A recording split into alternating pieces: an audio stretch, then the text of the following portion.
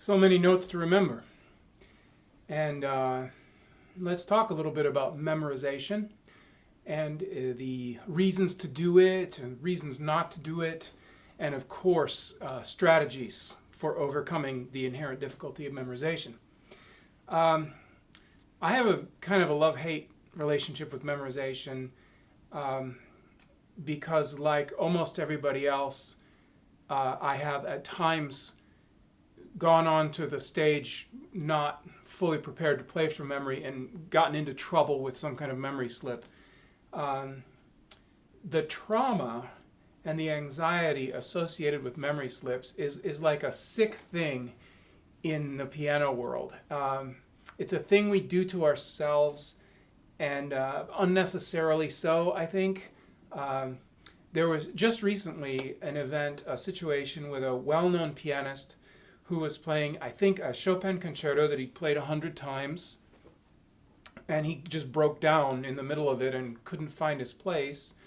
And of course, that became the focal point of the whole concert, and he had to issue a public apology and, cut himself or whatever he did. There's nothing more natural and human than not being able to remember every single detail every single time. And to set ourselves up to do that is, again, I think it's just a little bit sick. Nevertheless, even if you are primarily a collaborative pianist and are not playing from memory all that much, you still need the ability to memorize.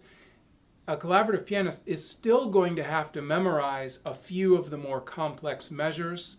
There may be a bad page turn. There may be something so busy where you can't look at the score. So we all have to memorize. Here's the basic couple of problems I see that we run into in this area. One is that we don't strategically memorize in order to prepare for what it's going to be like on the stage. We memorize in the practice room, and we have a different level of preparation than what we actually need on the stage. Two is that we don't have enough knowledge of theory and, I would say, improvisation. We'll come back to that later. First, let's talk about memorizing in the practice room and not being ready for the stage. I like to work with 4 types of memories. Now, I don't know if this is neurologically correct, but it works just for me, and it works for teaching students. So I list 4 types of memories. Number 1 is the intellectual memory. That's the memory where I know what the notes are. I could tell you things like it's in the key of C minor, and it's in this meter, and the running notes are 16ths, and the harmonic progression is 1, and then 2-6-5, and 5-4-2, and whatever. Here it modulates to this other key. That's intellectual memory.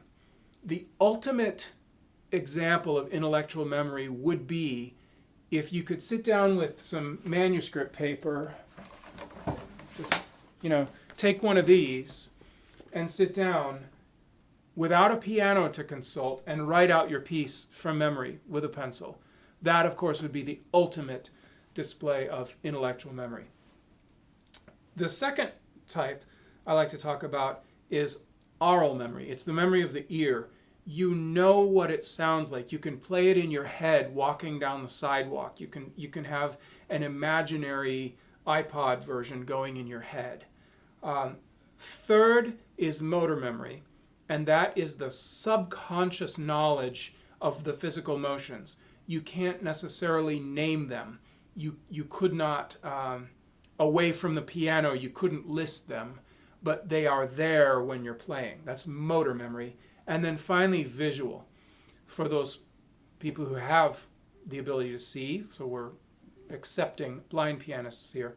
For those who have sight, cues that they get, whether it is things they need to see on the keyboard or whether they are recalling the appearance of the score in their minds. Now, for the visual memory, I've had some students who relied heavily on that, and they would say, oh yes, I am seeing the score, I'm on page 13 in the upper left corner, and I'm actually getting information from that.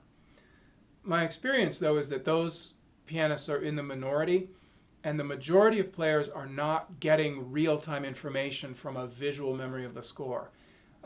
I mostly don't do that. Doesn't really work for me.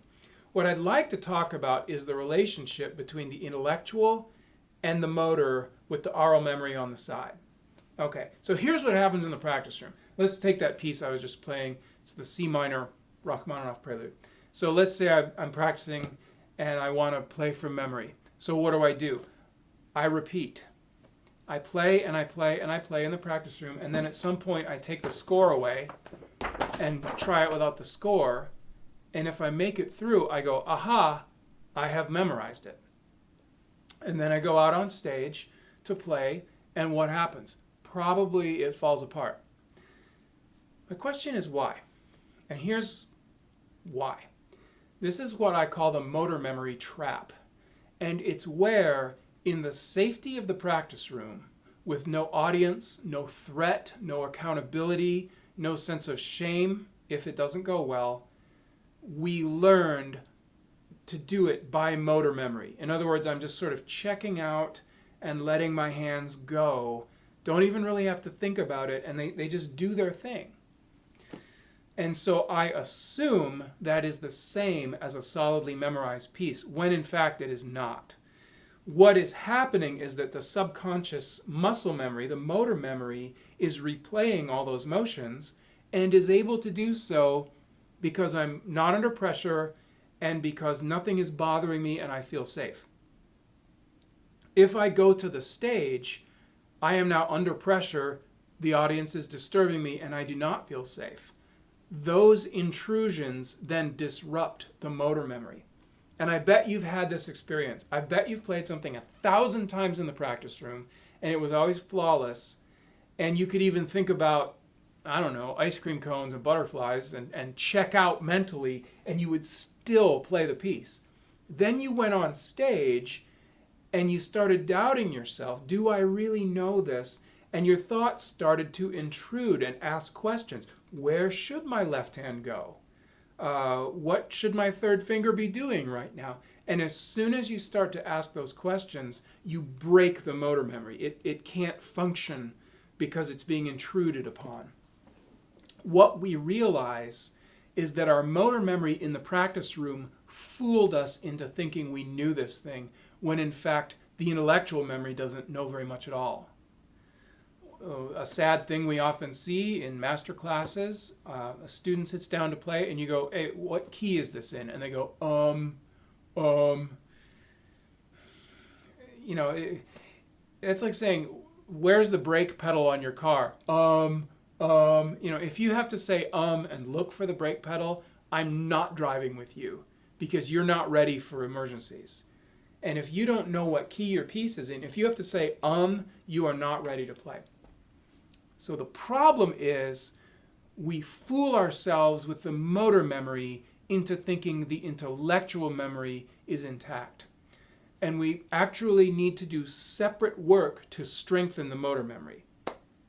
Now, what kinds of things can we do? I mentioned writing out by hand a little while ago. As ridiculous as that sounds, I actually recommend that very highly.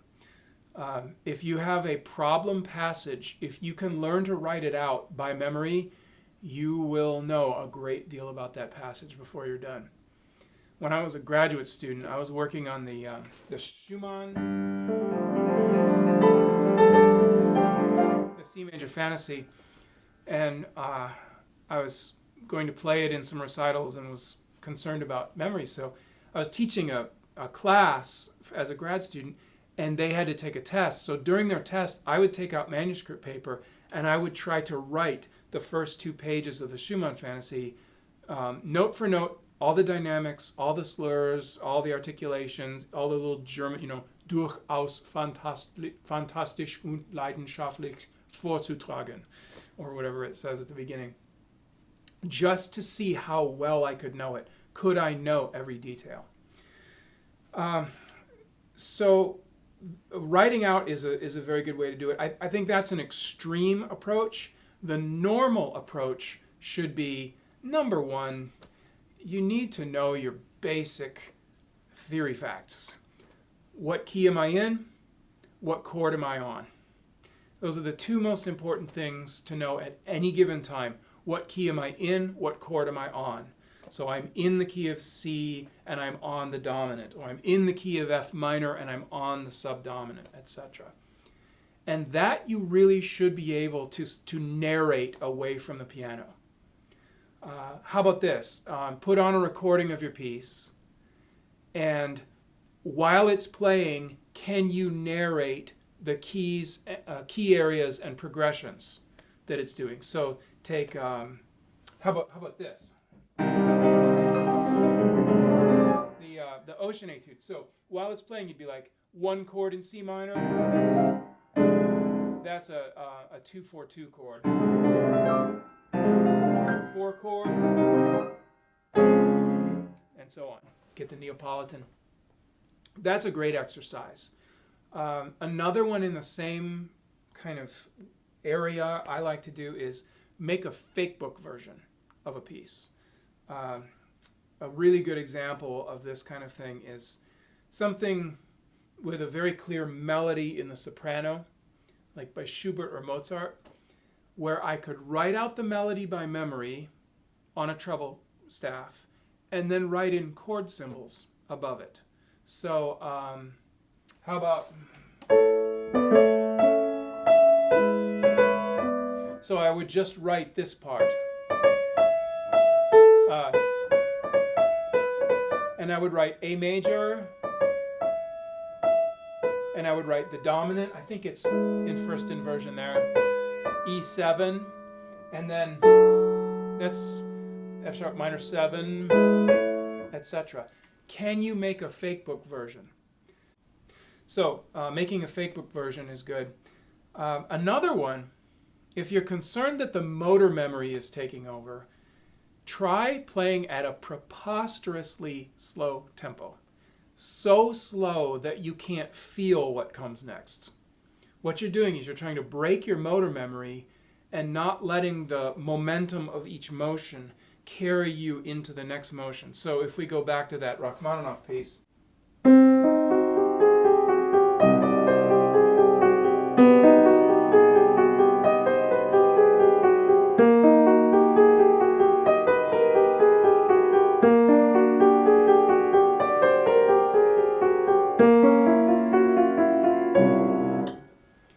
even just doing that now, I really have to think about what that is when I go that slowly. It's like C minor, okay, leading tone, flat seventh.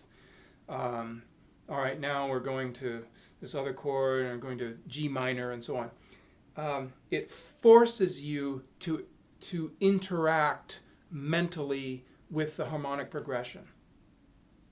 And when you think about how many times you have repeated something without interacting mentally with the harmonic progression, holy cow, no wonder we get in trouble on the stage. No wonder.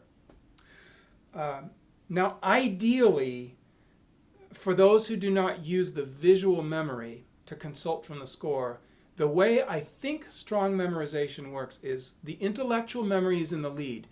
You know what the music is. You can name it, you can list it, you can describe it, you can write it, you can transpose it, you can reduce it, you can fake it. Then the aural memory allows you to pre-hear, to audiate phrases that you've not yet played. So as I'm finishing one phrase and I kind of quickly run through the sound of the next phrase, that prepares me. It also reminds me of the physical motions of that phrase and kind of gets my motor memory ready. So the three memories really interact if you're prepared well. However, the number one lack among pianists is simply intellectual memory. They literally don't know what the music says. They literally don't know. And that is why improvisation is so important. Because when you improvise, you have to understand what all the building blocks of music are. So whether it's a sequence, different kind of sequence,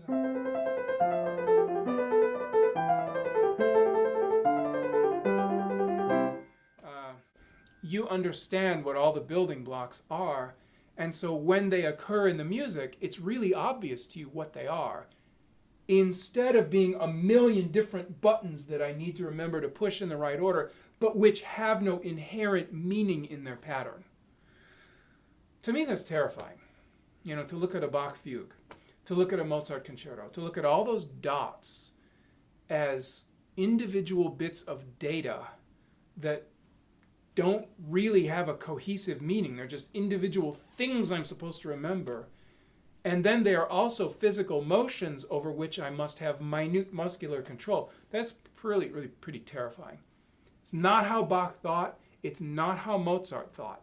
It's not how Beethoven thought. These guys thought in chunks, in schemas, in progressions, in sequences, which is a lot of the explanation for why they were able to do what they did. So, a practical approach to memorization. Number one, go after that intellectual memory. You could even make a list and ask yourself, what's the key? What's the meter? Let's do a map of the entire thing harmonically. Where are the key areas? Maybe a little like a Schumann character piece is going to be an ABA piece. So the A section is probably going to have at least 2 key areas. The B section is going to be a little bit more distant and maybe have a couple key areas. And then the return is going to, come back to the home key. What is the overall harmonic map? All right, within that, what is each phrase doing? Does the first phrase just sort of take a walk through the home key? Or does it modulate to 5 like the old-fashioned way? Or does it go somewhere super weird like to a chromatic mediant like Liszt would do? Where does it go? Can you narrate it? 2, can you just play the tune and then just fake some chords so you have the basic structure kind of minus the figuration? Can you do that in different keys? If you can do that stuff, you will be well on your way to solidifying your intellectual memory. All right, let's give it a try.